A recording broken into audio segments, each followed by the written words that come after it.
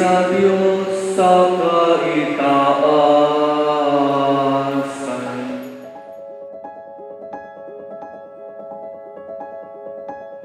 Sabihin po natin ng malakas, Father P, congratulations at best wishes.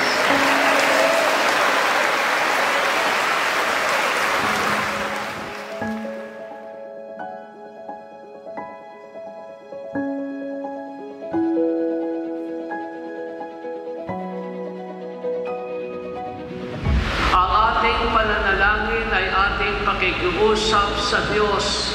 Sa panalangin, tayo ay may kababang loob na nagpapasakop sa Diyos. Itinuturing natin na ang Diyos lamang ang makakatugon sa atin.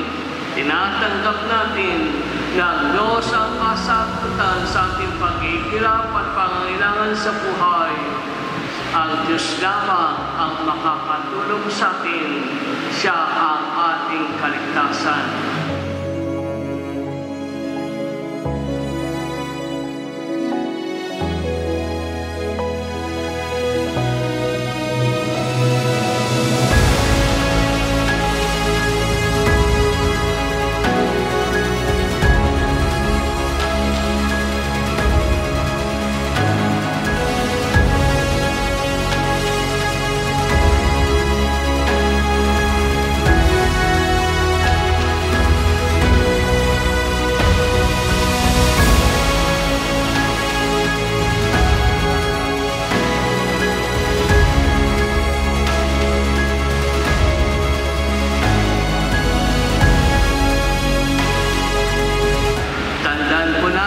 Kapatid, hindi kailanman na tayo ay pinagkaitan ng Diyos sa ating inihiling.